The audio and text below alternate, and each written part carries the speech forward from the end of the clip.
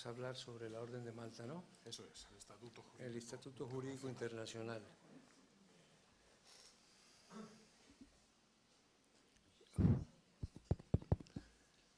Buenas tardes. Vamos a dar comienzo a las jornadas de esta tarde. En primer lugar, tenemos a Marcos Fernández de Betancur, que tiene además un extraordinario currículum. Él es abogado, con tesis sobresaliente cum laude, es licenciado en Ciencias Políticas y de la Administración, no sé de qué universidad, de la Complutense. Bueno, yo también soy de la Complutense, y licenciado en Derecho Canónico, máster universitario en Derecho Nobiliario y Premial, Genealogía Heráldica, diplomado en Genealogía Heráldica y Nobiliaria por el Instituto Salazar y Castro, y diplomado en Uniformología, en Vexillología y Heráldica Militar por el Instituto de Historia y Cultura Militar. Es académico correspondiente de la Real Academia de Jurisprudencia y Legislación de España y académico correspondiente de la Real Academia Matritense de Heráldica y Genealogía, miembro de la Comisión Internacional Permanente para el Estudio de las Órdenes de Caballería, con especialización en órdenes, condecoraciones, medallas y premios de la Soberana y Militar Orden Hospitalaria de San Juan de Jerusalén, de Rodas y de Malta.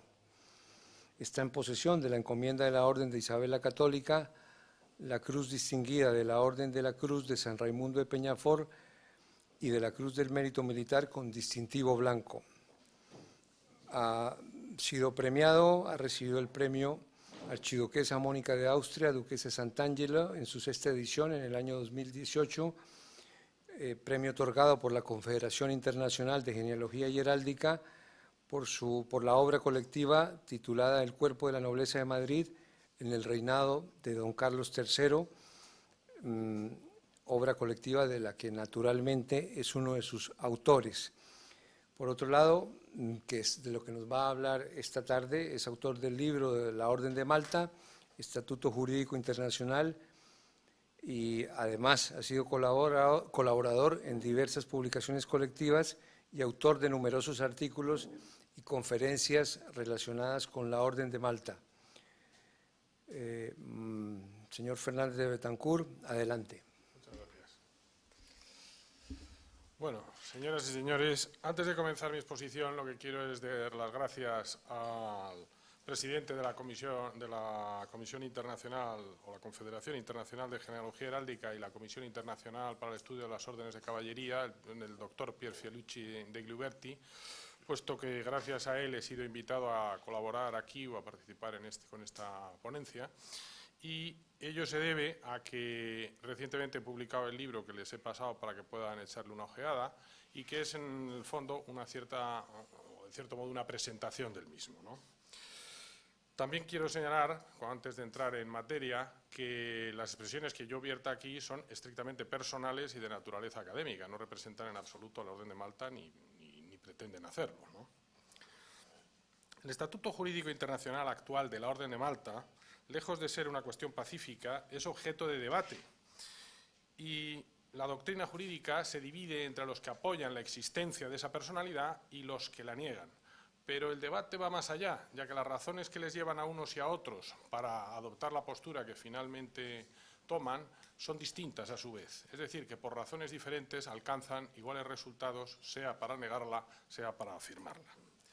La complejidad de esta situación, a estas alturas, después de 900 años largos de existencia de la Orden, deriva, a mi juicio, precisamente de esa evolución histórica de la Orden. Y por eso creo que habría que hacer un repaso muy breve, pero por etapas, de lo que ha sido esa evolución de la Orden para comprender la naturaleza y la personalidad que le queramos atribuir finalmente a la institución hoy en día. Habría una primera etapa, a mi juicio, constituida por la fundación como tal institución medieval circa 1048, es decir, antes de la Primera Cruzada, y lo resalto esto porque se la asocia siempre a la Cruzada y no es cierto, los hospitalarios estaban creados antes de que las cruzadas aparecieran por Tierra Santa, si bien luego evidentemente esto refuerza su posición. Y nace como una hermandad dedicada a cuidar a los peregrinos y a los enfermos en lo que se denominó un synodocium, o un centro de acogida para peregrinos y gente sin medios, ¿no? Y enfermos, evidentemente, pero no le dimos un sentido hospitalario como lo entenderíamos ahora. No era un hospital en ese sentido, en esos momentos. Era, por tanto, una institución religiosa, que es lo que nos interesa a nuestros efectos. No les voy a hacer un trazado histórico en el sentido estricto, les voy a hacer un trazado histórico en el sentido referido a la personalidad jurídica que va adoptando la institución a lo largo de los años. Era, digo, una institución religiosa de la Iglesia Católica Latina, insisto también en esto. Probablemente dotada ya de personalidad canónica en esos momentos por el obispo diocesano, sea el patriarca de Jerusalén o el diocesano de Cesarea, y al amparo de cuyo cobertura legal actuaban en Jerusalén. Una segunda etapa vendría con la concesión de la bula Pie Postulatio Voluntatis por el Papa Pascual II en 1099. Ahí hay un reconocimiento de la hermandad, pero como ven, yo no creo que esto sea el nacimiento que venimos en dar como nacimiento de la hermandad. Las cosas no nacen porque le mandan una bula, las cosas nacen antes de que los hechos jurídicos se conviertan o tengan relevancia jurídica. En esta bula se reconoce a esa hermandad, a su rector, el Beato Gerardo, y se le dispensa la protección petrina, que no tenemos tiempo para examinar aquí, pero que en definitiva le exime, no totalmente, otra afirmación que venimos escuchando habitualmente, la declara exenta del diocesano, para entendernos fuera de la jurisdicción del diocesano, lo cual no es cierto, y ese proceso a partir de entonces hacia la exención se culmina con una serie de bulas que se van promulgando y que finalmente le dan la verdadera exención. Esto, no aquí, pero en el libro se examina con detalle y se muestran las bulas a través de las cuales que culminan, a mi juicio, con una bula que les da el derecho a tener clero propio, que es lo que les da realmente la independencia canónica y la no dependencia del diocesano. Por lo tanto, a efectos jurídicos, lo que esa bula le confiere, a nuestro juicio, es que la libera o inicia el proceso de liberación o de exención del diocesano, la común ente independiente, pero no solo del poder diocesano, sino también del poder secular. Es decir, que dentro de la República Cristiana se empieza a configurar como un ente autónomo. Hay una tercera etapa que vendría inmediatamente con la aprobación de la regla, que no es realmente una regla como tal, si la examinan, porque es un texto muy breve, que en realidad contiene unas indicaciones muy genéricas, pero que se da en llamar la regla, que aprueba el primer maestre y siguiente sucesor al Beato Gerardo, que es Raimundo de Podio, y que convierte a la hermandad en una orden propiamente dicha, con votos monásticos.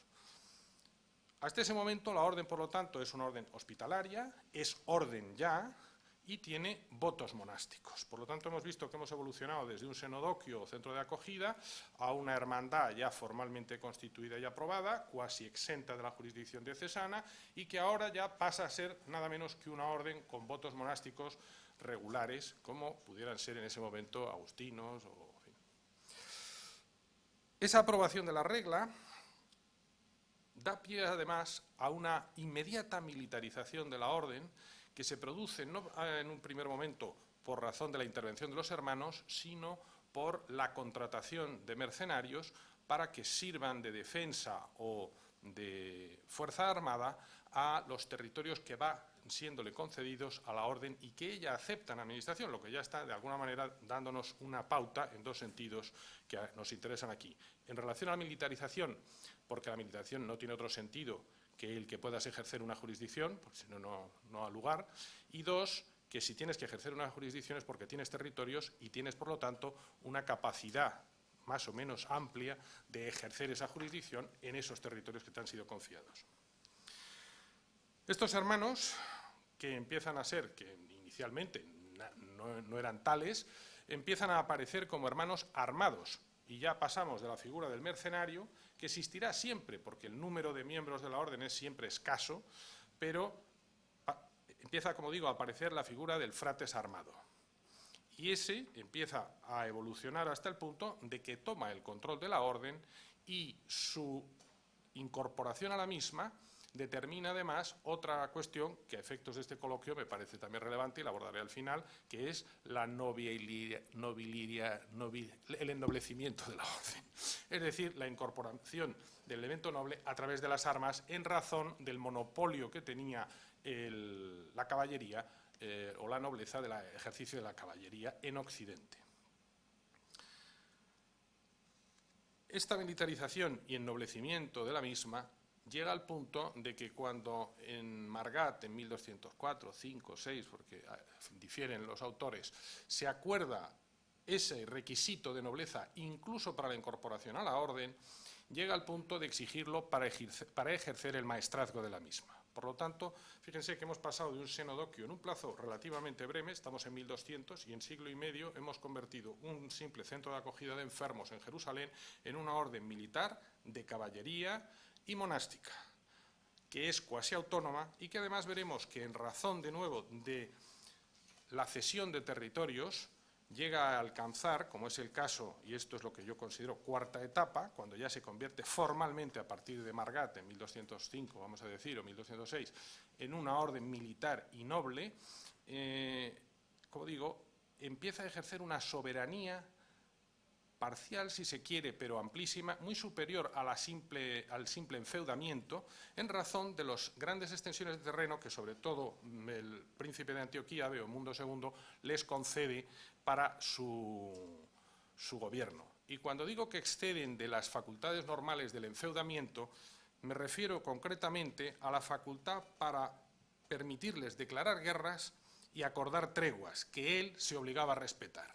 Es decir, que le estamos confiriendo la capacidad de ponernos en guerra o no en nuestros territorios, visto desde la óptica del príncipe de Antioquía.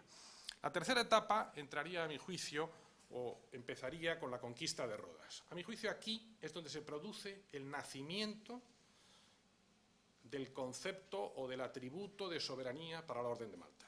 La Orden de Malta, a mi juicio, nace como orden soberana, propiamente dicha, con la conquista en 1310, conquista que llevó casi una década a completar, pero que, digamos, empieza en 1310 cuando se asientan ya de forma definitiva en Rodas.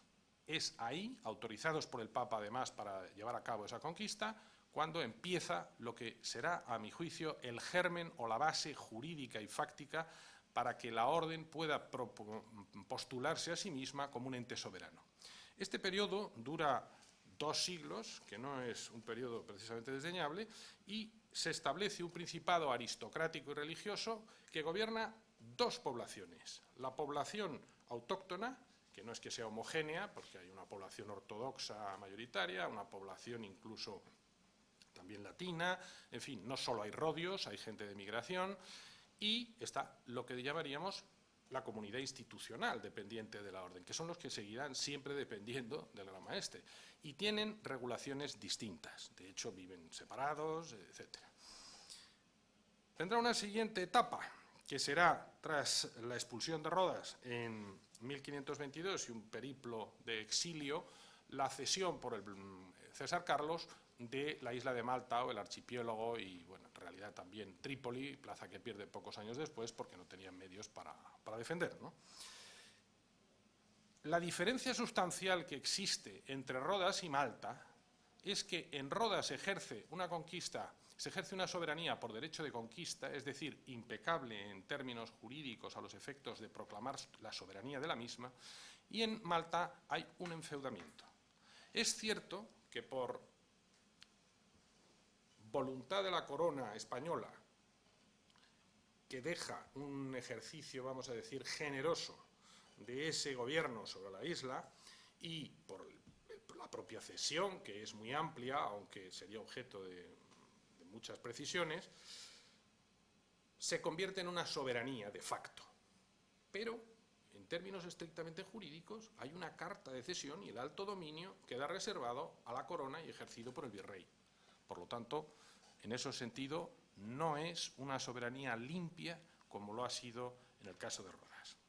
Aquí permanecen 2 siglos y medio y tras la expulsión empieza un periodo, vamos a decirlo así, de dispersión y descomposición hasta cierto punto de la orden, que termina con el resurgimiento de la misma. Aquí hay un tema que nos interesa especialmente, y es: ¿pierde la orden su personalidad jurídica por el hecho de haber perdido el dominio territorial? Yo creo que aquí hay que remontarse a la carta precisamente de cesión de la isla. Cuando se cede la isla, en esa carta que da el emperador Carlos a la orden,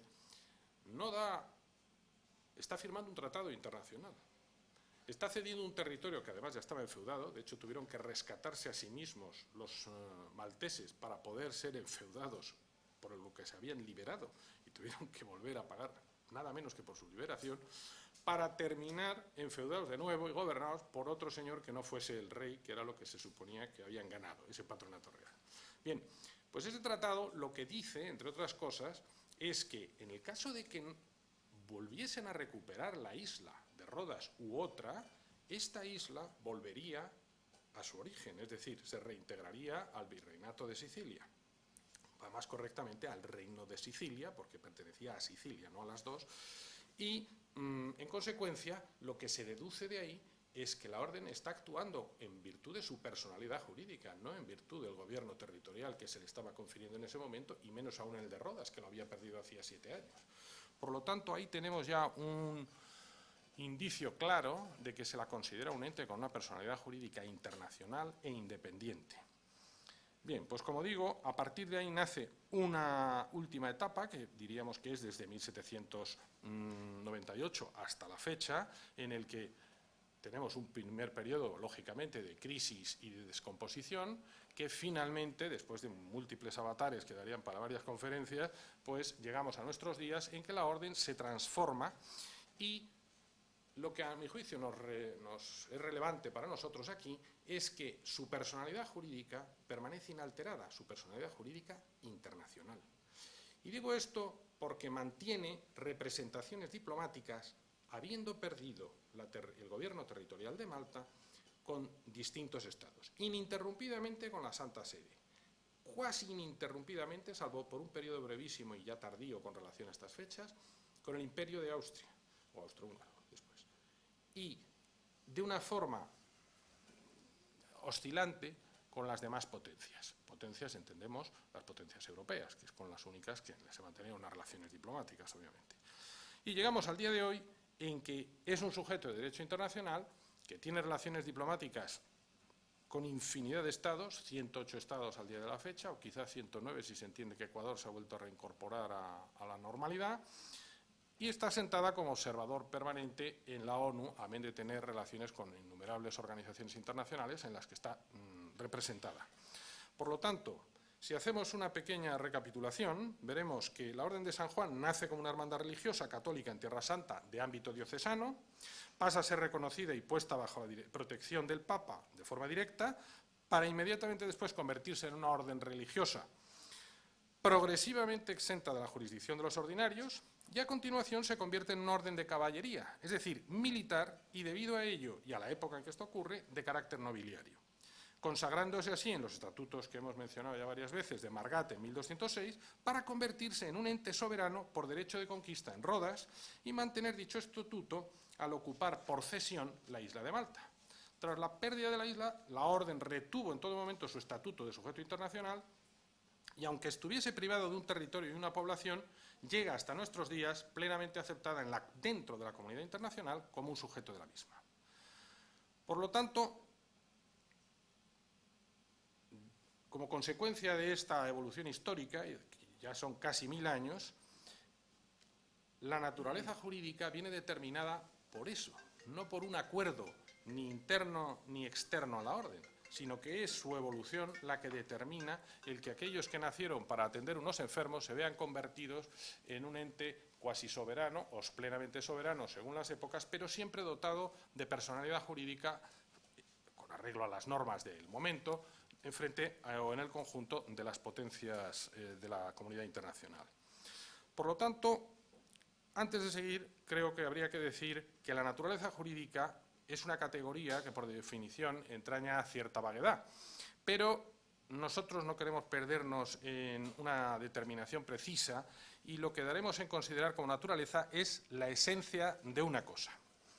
Es decir, el conjunto de atributos que la definen y perfilan, permitiendo después poder identificarla o clasificarla. Con este concepto sencillo y más o menos general, creo que tenemos claro a qué nos podemos referir cuando definimos la naturaleza de la institución. Y en relación a la Orden de Malta, a nuestro juicio la respuesta es que es mixta o dual, es religiosa y soberana. De un lado, es incuestionable su naturaleza religiosa como orden religiosa católica que es, y la convierte, por lo tanto, en un ente canónico.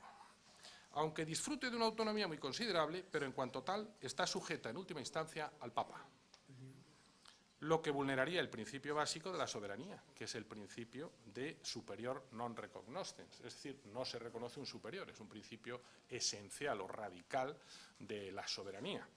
De otro lado, simultáneamente es un ente soberano, en cuanto que tiene reconocida su personalidad jurídica internacional por numerosos estados, 108, como hemos dicho, disfruta de autogobierno casi completo en materias no estrictamente canónicas, y esto nos lleva, a su vez, a analizar el concepto de soberanía, ya que en función de lo exigentes, y esto es especialmente importante en la cuestión que nos vamos a abordar, estaremos de acuerdo en que es soberana o no, que es cuestión distinta de si es un sujeto o no en la comunidad internacional. La soberanía, en términos generales, se caracteriza por la existencia de un territorio y una población sobre el que ejercer un poder con carácter excluyente.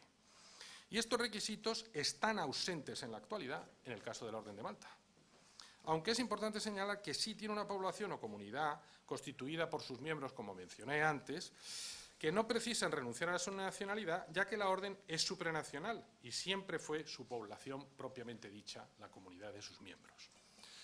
A mayor abundamiento, estos requisitos son realmente exigibles para la existencia de un Estado, pero no para ser un sujeto de derecho internacional.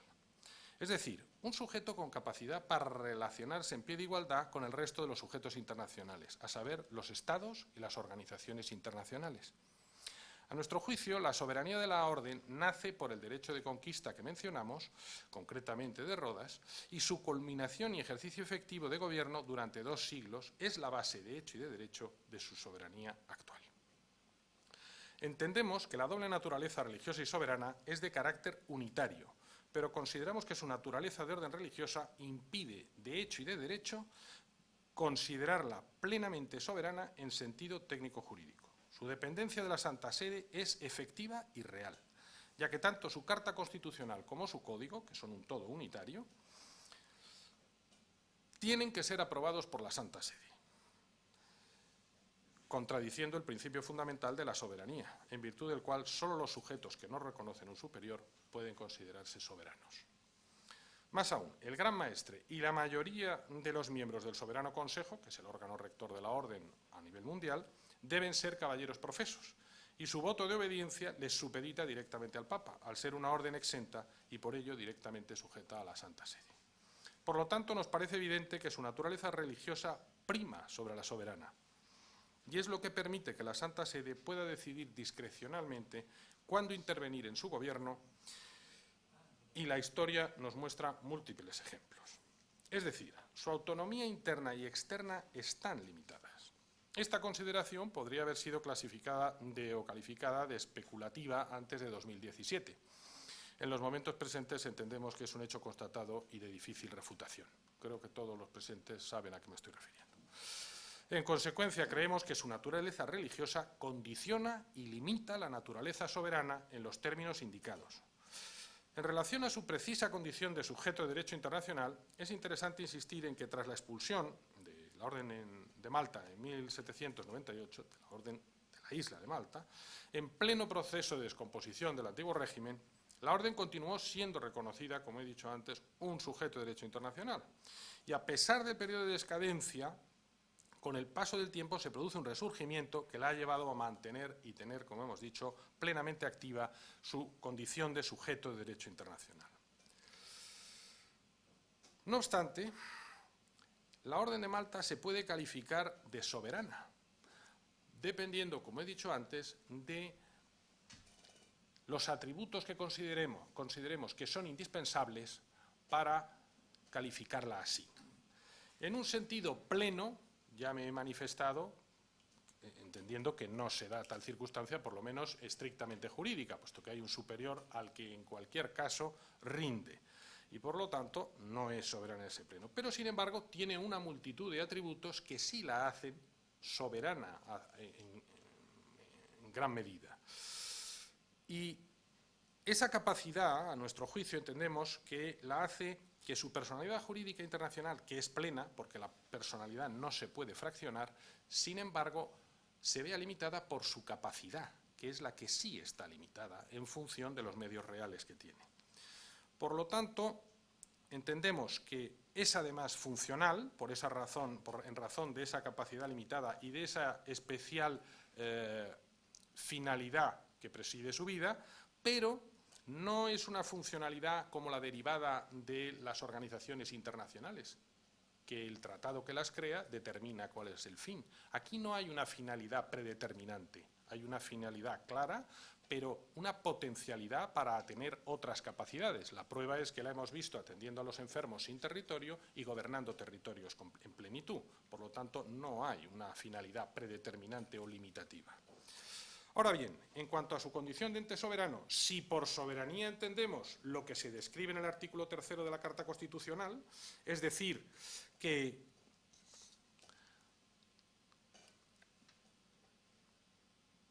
la soberanía, dice textualmente, es el ejercicio, perdónenme,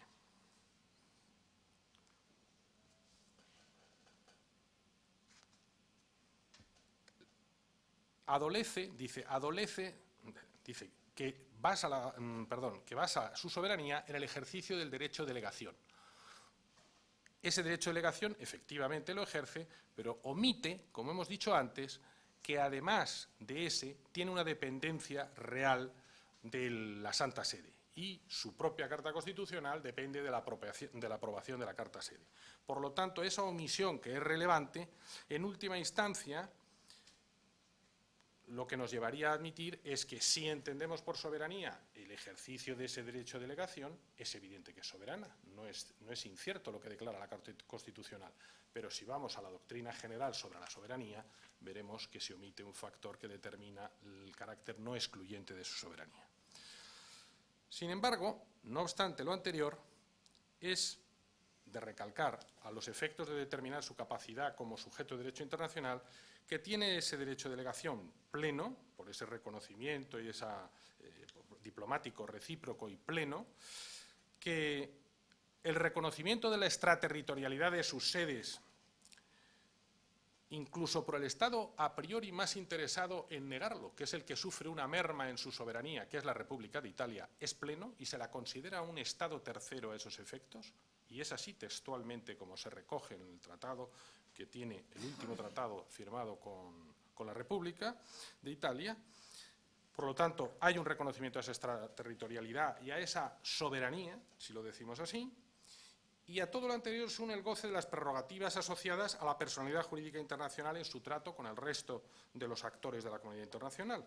Y eso sin ser firmante de los tratados de Viena, que se le aplican en todas sus relaciones diplomáticas y ella los respeta en lo que afecta a la suscripción de los acuerdos internacionales que tiene suscritos en número mayor de 80 en materia de cooperación, al margen de los acuerdos postales. Además, está dotada de los atributos externos de un Estado. Tiene una Carta Constitucional y un Código que constituyen ese todo unitario, un gobierno ejecutivo, un poder legislativo, tribunales judiciales que no entran en materia canónica, solo juzgan sobre materia melitense, el derecho que genera, ese acervo que genera la orden. Usa bandera, escudo, himno, acuña moneda, aunque ahora solo sea numismática, emite sellos que sí son de giro normal, la concede condecoraciones, tiene reconocido el derecho a uso de matrícula independiente. Por lo tanto, parece incuestionable que la personalidad jurídica de la orden a nivel internacional está ahí. Por lo tanto, esto nos lleva a otra cuestión. Si es un ente de derecho internacional pleno, ¿su ordenamiento es un ordenamiento autónomo o forma parte del derecho canónico entendido en sentido general? A nuestro juicio es derecho canónico. Esta es una cuestión polémica, hay muchos autores que sostienen lo contrario, yo creo que en el fondo es así, y es así por dos razones, históricamente además. La producción jurídica, si lo queremos llamar así, desde el inicio hasta el día de la fecha, si es aprobada por la orden, pasa posteriormente a tener que ser aprobada por la Santa Sede. Y en otros casos, directamente es producida por la Santa Sede para regular a la orden. Por lo tanto, aunque a día de hoy efectivamente existe un acervo interno que no pasa por la Santa Sede, es un acervo menor que regula las asociaciones, que es la actual forma de organización periférica de la orden, pero que no entran en contradicción con la normativa superior y que, por lo tanto, se podría entender que ahí hay una cierta autonomía, pero ya vemos que es de un nivel muy menor, ¿no? Por lo tanto, como he dicho, su soberanía efectivamente es funcional, pero no en el sentido de las organizaciones internacionales, ni tampoco de la sentencia cardenalicia de 1953, que quizá algunos de ustedes conozcan, que básicamente venía a decir que su soberanía estaba limitada al ejercicio de la función asistencial u hospitalaria para la que había nacido. Bien, nosotros, como les he apuntado, pensamos que no es así y, por lo tanto, entendemos que el hecho de que su finalidad sea asistencial no es taxativa y, por lo tanto, sus dos carismas o el servicio de esos dos carismas no impide su capacidad potencial, como ya ocurrió, para que ejerza otros fines. Realmente la autoafirmación de soberanía que hace la Orden en su propia denominación desde el Congreso de Viena de 1814 es una reivindicación legítima de la soberanía que perdió en Malta y que no fue atendida en el Congreso de Viena. Las razones de que no se atendiera en el Congreso de Viena, a pesar de que había un Congreso de Amiens en el que se le había reconocido el derecho a la devolución de la isla, obedecen a dos razones que entenderemos todos rápidamente. Si se le reconocía esa soberanía, fuese sobre la isla de Malta por devolución o fuese sobre un territorio equivalente, como reclamaba la Orden en ese momento, hubieran producido dos cosas. Todas las encomiendas, priorazgos, etcétera, y propiedades de la Orden en los territorios de los estados que se sentaban en la mesa del Congreso de Viena hubieran tenido que ser devueltas con las rentas anejas, incluso retroactivamente, posiblemente. Por lo tanto, ninguno estaba interesado en reconocer eso. Por otra parte, la isla ya estaba en poder de una potencia, que era Gran Bretaña, que no tenía el menor interés en soltarla, como de hecho ocurrió y no la soltó. Por lo tanto, la proclamación, la autoproclamación que hace en su denominación la Orden de San Juan desde entonces, obedece realmente a una reclamación, a una reivindicación legítima de la soberanía que se deriva del reconocimiento constante y real, e incluso actual, de su carácter de sujeto internacional y de voluntad de recuperar la plena soberanía real sobre un territorio y una población. Lo que no es un Estado. Eso es evidente y no cumple los requisitos básicos que sí exige un Estado, pero que no son necesarios para un sujeto de derecho internacional, porque con arreglo a la doctrina moderna, para ser un sujeto de derecho internacional, solamente es necesario que el sujeto tenga derechos y deberes dentro del orden jurídico internacional. Como conclusión de todas estas valoraciones sobre el estatus internacional, yo considero que no es ni siquiera un sujeto sui generis dentro de la comunidad internacional, porque no es un sujeto al uso al que le falta o le adorna una característica particular, sino que es un sujeto único, anterior al orden actual e incluso anterior a lo que llamamos la comunidad internacional como la conocemos hoy, y mucho más a los tratados que la regulan. Me refiero a los tratados de Viena, que sucesivamente han ido regulando las relaciones y los convenios. Me ha parecido que, aunque el objeto básico del libro y de la conferencia y del coloquio no coinciden plenamente, yo debía hablar del tema nobiliario dentro de la Orden de Malta. Por eso he hecho un último apartado con el que terminaré mi intervención para referirme a esa cuestión, ya que estamos en un coloquio sobre la nobleza. Andamos muy mal de tiempo. Vamos ya entrando. ¿Tengo 15 minutillos de más o no? 5. 5 minutos. Bien, pues entonces voy a ser muy rápido. Una cuestión... Que luego te querrán preguntar algo. Claro. Una cuestión inicial. La Orden no confiere nobleza. La Orden reconoce la nobleza. No se entra a la Orden y se convierte uno en un señor noble. No hay tal. Y tampoco reconoce la nobleza con arreglo a parámetros propios stricto sensu, sino que reconoce la nobleza con arreglo a las normas, con carácter general, con arreglo a las normas del territorio de origen del candidato. Estas no son siempre estrictamente las mismas y luego sí es verdad que la orden las ha ido modificando ligeramente. Es decir, en un momento dado, la nobleza alemana considera que están creciendo demasiado, vamos a decirlo así, y que los ennoblecidos recientemente no deben sentarse en paridad con ellos. Arreglo, no pedimos 8, pedimos 16 apellidos. Y ya nos hemos quitado de encima ese competidor, por ejemplo. Y así sucesivamente. Ya he dicho cómo entra la nobleza, por qué puerta entra el concepto de nobleza en la Orden de Malta, que nace siendo una orden de gente como el Beato Gerardo, que no es ni siquiera calificado, es calificado de plebeyo en los documentos, y entra a través, como hemos dicho, de la caballería. Es decir, es el elemento armado y el monopolio por la nobleza de la caballería lo que convierte a la orden, o termina convirtiéndola en una orden nobiliaria, incluso reservando el gobierno de la misma a esa nobleza. Bien, como apunte también diré que a día de hoy, no siendo, no me atrevería a decir si mayoritario o no, el componente noble dentro de la orden, pero aun aceptando que lo fuese, lo que sí nos es relevante a los efectos de la soberanía y más que nada de su ejercicio, es que probablemente es el único ente, también en eso es única, que habiendo rebasado el antiguo régimen, se encuentra en siglo XXI gobernada por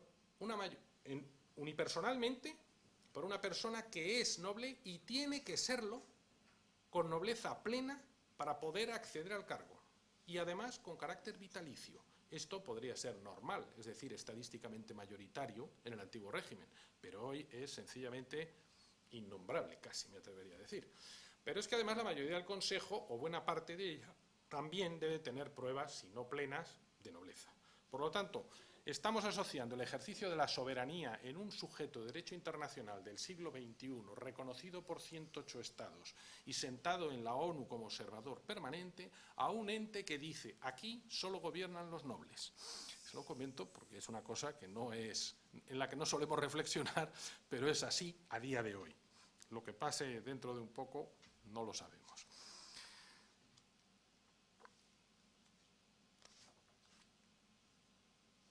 Sí haré un apunte en relación al no ennoblecimiento de la orden, al hecho de que durante el gobierno de Malta sí es verdad que la orden ennobleció, pero no a sus miembros, sino en el ejercicio del gobierno de la isla a determinados malteses distinguidos, o a los que quiso además distinguir, con títulos de nobleza. Y no fueron uno ni dos, sino un número relativamente numeroso, sobre todo en los años, digamos, del absolutismo, y concretamente en el periodo en que gobernó el gran maestre portugués, que ahora no recuerdo su nombre, como es habitual en mí, porque los nombres propios se me escapan, pero gobernó durante 30 años, y no es poco, y concedió numerosos títulos de nobleza, pero repito, a malteses, no a los miembros, es decir, no se ennoblece la orden, y no ennoblece en razón de orden, sino en razón del ejercicio de esa soberanía. Yo entiendo que con esto ya podemos dar por terminada la exposición sobre el tema. Muchas gracias por su atención.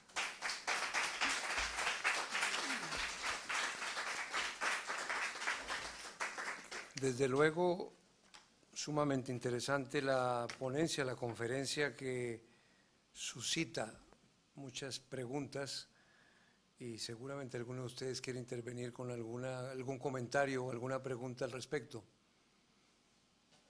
Una pregunta insidiosa.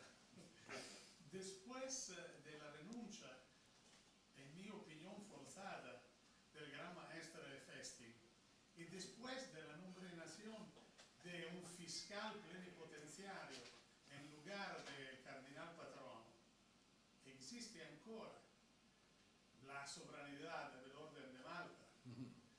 ¿O se perdió?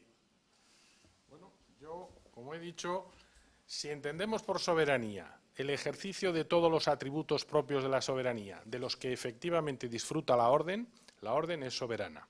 Si vamos a un plano superior o más aséptico y consideramos que la soberanía no es un concepto del que se pueda ni discutir si no concurre el principio básico de que no hay un superior puesto que la soberanía es per se excluyente, no ha habido soberanía nunca.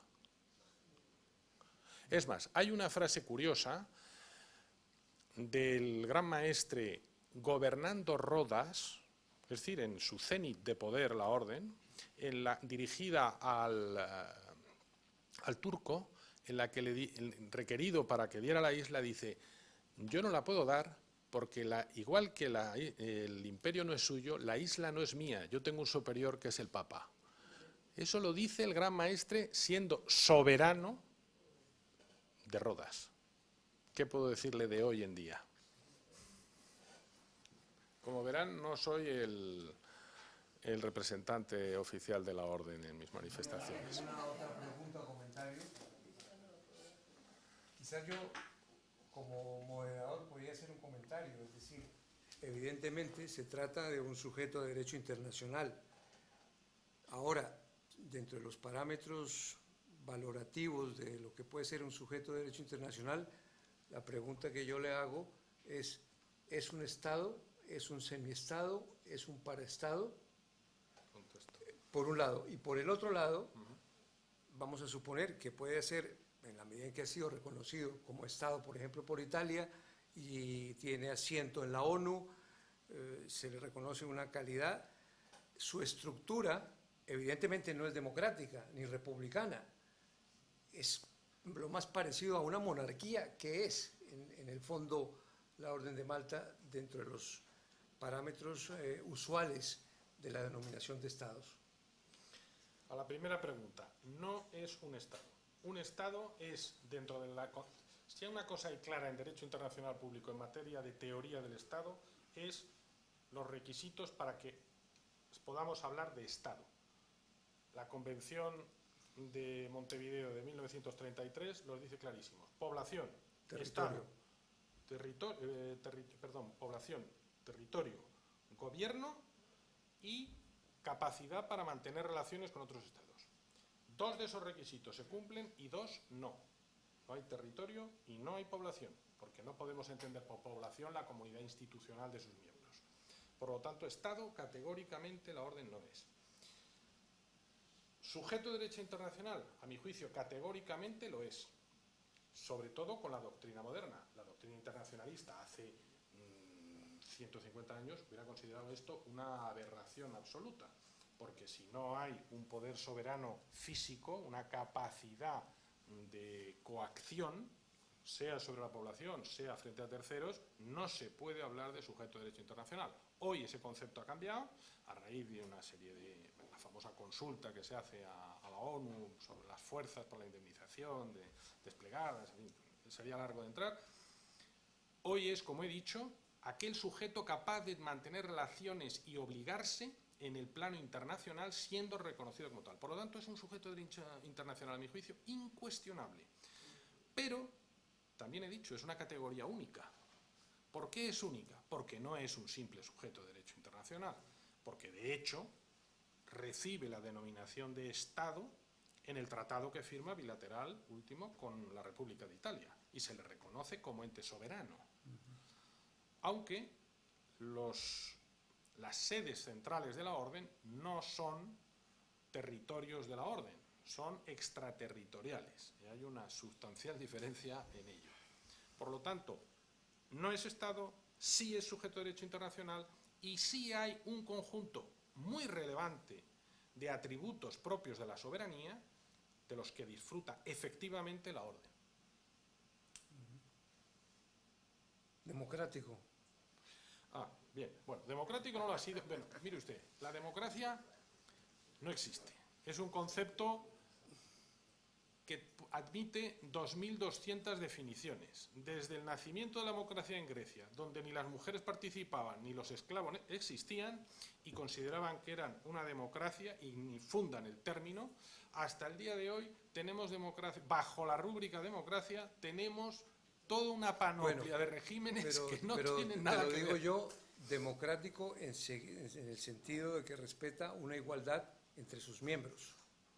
Pero es que la igualdad es un concepto relativo. Entonces, como en la Orden de Malta hay unos estratos, son más iguales que otros. hay categorías Bien. no sería democrático en el sentido de una igualdad. Bueno, no, a eso le contesto. Es cierto que existen 3 categorías e innumerables clases, pero todos tienen el mismo derecho de voto. El caballero de gracia magistral, que no hace prueba nobiliaria de género alguno, tiene el mismo voto que el caballero de honor y devoción. Las restricciones no son en el sufragio activo, son en el sufragio pasivo. Es decir, lo que no son es elegibles todos para todos los cargos. Hay un core de cargos muy reducido en la actualidad, pero ese pequeño grupo que sí se exige para su desempeño haber aprobado en su momento la nobleza plena o cuasi plena. Eso sí es cierto. No obstante, por lo que haga como broma lo que dije antes de que no es que no sea cierto lo que he dicho, pero que ya sé por dónde iba, no es, ni lo ha sido nunca, una organización democrática, ni lo ha pretendido ser tampoco, ¿no? Es lo que es un principado, si lo queremos decir así, aristocrático, y donde efectivamente hay unos órganos de gobierno a los que el capítulo en general es el que los elegía, hoy son las asambleas o dele la denominación que quiera según el estrato en el que estemos, pero donde sí se eligen a los miembros, no son por cooptación, los miembros se eligen.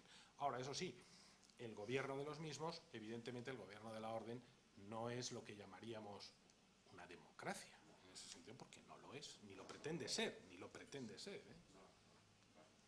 Bueno, yo creo que bastante interesante, bastante pedagógica su intervención, muy clara, una claridad absoluta que, aunque permita que surjan dudas de esta naturaleza, pues Marcos Fernández de Betancur, le agradecemos muchísimo la ponencia y el libro, ¿no?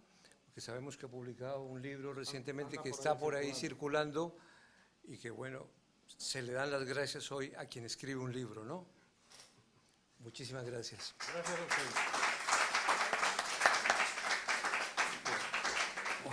Muchas gracias. A ti.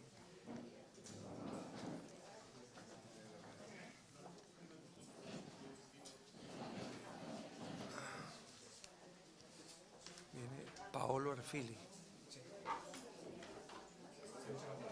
Si vienes tú.